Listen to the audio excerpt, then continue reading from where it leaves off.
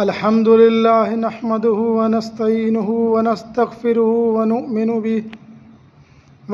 به ونتوكل عليه ونعوذ بالله من شرور أنفسنا ومن سيئات أعمالنا من يهده الله فلا مضل له ومن يضلله فلا هادي له ونشهد أن لا إله إلا الله وحده لا شريك له ولا نظير له ولا مثال له ولا مثل له ولا معين له ولا وزير له ولا مصير له ونشهد أن سيدنا وسندنا ونبينا وشفيعنا وهادينا ومرشدنا ومولانا محمدا عبده ورسوله أرسله بالحق بشيرا ونذيرا صلی اللہ تعالی علیہ وعلی آلہ واصحابہ وازواجہ وذریاتہ وبارک وسلم تسلیما کثیرا کثیرا اما بعد فاعوذ باللہ من الشیطان الرجیم بسم اللہ الرحمن الرحیم اللہم صلی علی محمد وعلی آل محمد کما صلیت علی ابراہیم وعلی آل ابراہیم انک حمید مجید اللہم بارک علی محمد وعلی آل محمد کما بارکت علی ابراہیم وعلی آل ابراہیم انک حمید مجید۔ اللہ تعالیٰ کا کتنا بڑا انعام ہوا، کتنا بڑا رحیمی ہوئی، کریمی ہوئی کہ اللہ تعالیٰ ہم لوگوں کو انسان بنایا اور انسانوں میں سے کئی انعامات، کئی چیزیں اللہ تعالیٰ عطا کیے۔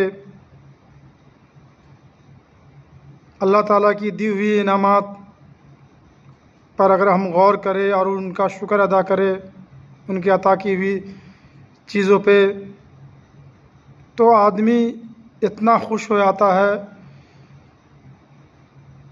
کہ اس کا یہ 360 جوڑ ہے، یہ جوڑ جو ہے وہ الگ ہو جائے گا اتنا خوشی کے مارے۔ اور اللہ تعالیٰ کا اتنا بڑا کریمی ہوئی کہ اللہ تعالیٰ نے قرآن عطا کیے اس امت کو، اپنے محبوب عطا کیے، عملی نمونہ صحابہ کرام رضی اللہ عنہ اجمعین کی زندگی دیے، بزرگان دین رحمہ اللہ کی زندگی دیے۔ اس کے باوجود بھی انسان نہ قدرہ ہے نہ شکرہ ہے۔ اللہ تعالیٰ سے عافیت کی دعائیں مانگا کرو، سکون کی دعائیں مانگا کرو۔ سکون تو ارب پتی بھی ہے اس کو بھی نہیں ہے، سکون تو بس اسے ہی ہے، اسی بات پہ ہے کہ اللہ تعالیٰ کی اتنی رحیمی کریمی ہے ہوئی اور دنیا میں اتنا بندہ نوازی ہوئی۔ اس چیز پر آدمی جب اپنے آپ کی طرف دیکھتا ہے، اپنی ہر ایک عمل کو، ہر ایک کامیابی کو، تو خوش ہو جاتا ہے۔ دعا ہے کہ تمام انسانوں کو اللہ تعالیٰ انسان بن کر کے اور حضور صلی اللہ علیہ وسلم کا امتی بن کر کے جینے والا اور مرنے والا بنائے، آمین۔ اس امت کو قیامت تک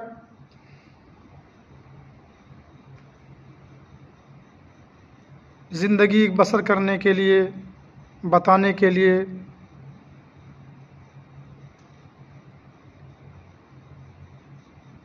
اللہ کے رسول صلی اللہ علیہ وسلم کے یار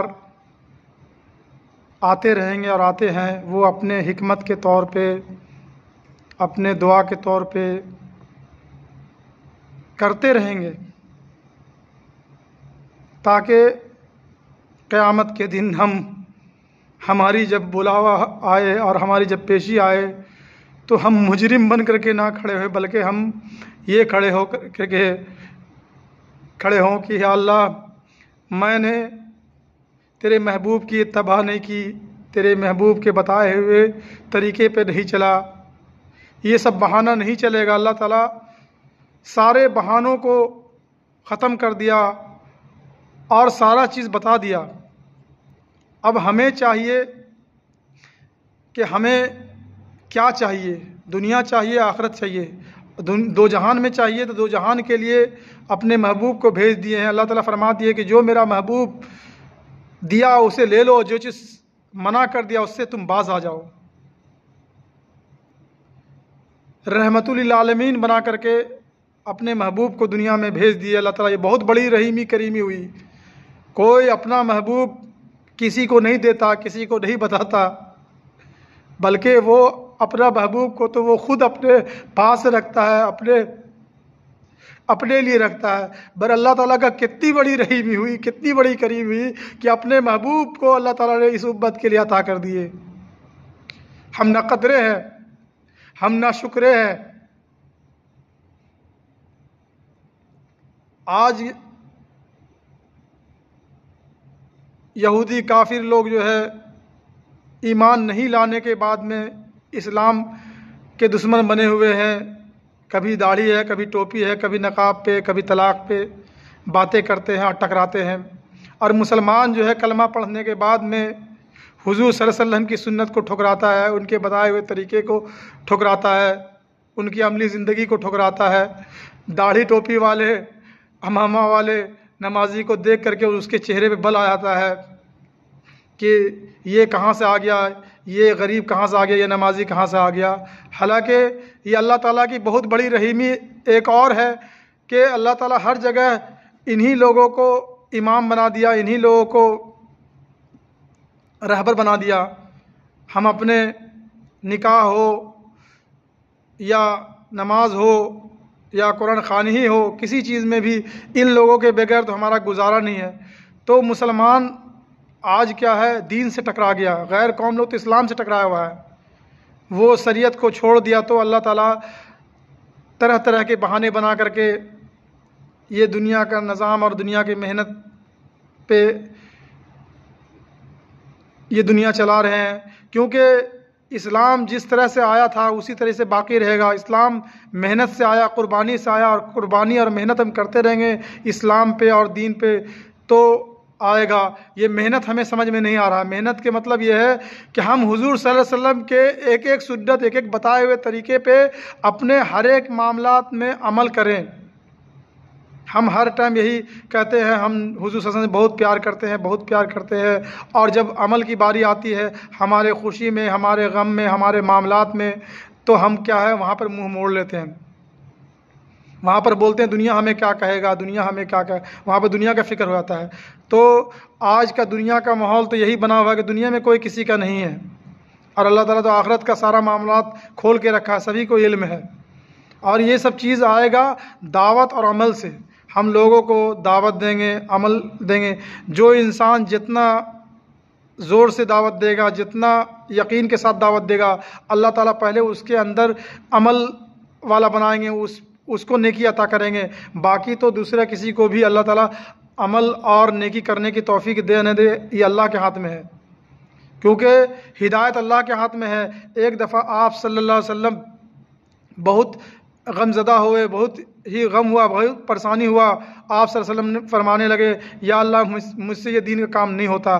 اللہ تعالیٰ کی طرف سے ڈانٹ آئی کہ آپ کیوں پریشان ہوتے ہیں کہ یہ عتبہ ایمان نہیں لایا، شیبہ ایمان نہیں لایا، ابو جہل ایمان نہیں لایا، ابو لہب ایمان نہیں لایا۔ ہدایت تو میرے ہاتھ میں ہے، آپ کا جو کام ہے وہ آپ کرتے رہیں۔ تو ہدایت جو ہے اللہ کے ہاتھ میں ہے۔ ہمارا کام کیا ہے؟ خود لوگوں کو دعوت دینا، خود بھی عمل کرنا، عمل کر کے دعوت بھی دینا۔ اب پہلے تو نیت اپنے اندر میں یہ رکھے کہ ہم عمل والے ہو جائیں۔ دعوت دینے سے پہلے ہم اپنا نیت کو سدھار لے، سنبھال لے کہ ہم عمل والے ہو جائیں۔ جو انسان جس چیز کا دعوت دیتا ہے اس کے اندر اسی چیز کا عمل آتا ہے۔ اور ایمان نام ہے یقین کا، ایمان نام ہے یقین کا۔ کوئی انسان اگر پیسے سے دعوت دیتا ہے، پیسہ والا بن کر دعوت دیتا ہے، تو اس کا نیکی ملے گا، ضائع نہیں ہوگا، اس کو اتنا ہی نیکی ملے گا، پیسہ کے سہارے اس نے نیکی کمایا تھا۔ اور کوئی انسان اگر اس کے پاس کچھ بھی نہیں ہے اور اللہ پہ یقین ہے کہ میرا اللہ میرے ساتھ ہے، میری مدد کرے گا، میری عزت پہ مدد کرے گا، مجھے اس لفظ پہ عمل کرنے والا بنائے گا، تو اس کو اور زیادہ اجر ہے۔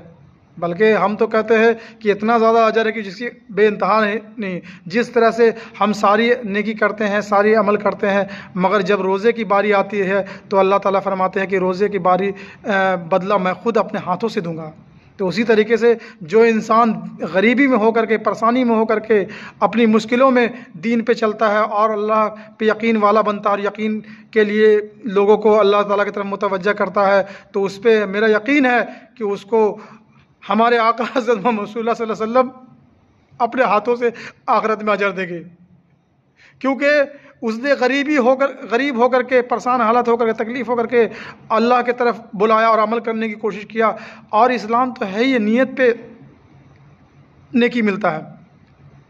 تو آج کے ٹائم معاملات ایسا بن گیا ہے کہ بہت سارے لوگ دعوت دیتے ہیں، مگر مال ہے تو دعوت دیتے ہیں، غریبی آتا ہے تو چھوڑ دیتے ہیں. صحابہ کرام رضی اللہ عنہ اجمعین یہ مال دولت کو سائڈ رکھ کر کے اور اس کے بعد ایسی دعوت دیے کہ غریب سے غریب، کمزور سے کمزور، پریشان سے پریشان حالت بھی جو ہے اللہ کے حکم پہ اور حضور صلی اللہ علیہ وسلم کے طریقے پہ آ گیا. تو ہمیں بھی چاہیے کہ ہم مالدار ہو کر کے مالداری کو چھپا کر کے، سائڈ رکھ کر کے، اپنے آپ کو نارمل بن کر کے، غریبوں، پریشان حالت سبھی کے ساتھ میں رہ کر کے اسے ایک ساتھ ہو کر کے چلیں. اللہ تعالیٰ ہم تمام امت کو دین پہ عمل کرنے والا اور دین دار بنائے. آمین. وآخر دعوانا ان الحمدللہ رب العالمین.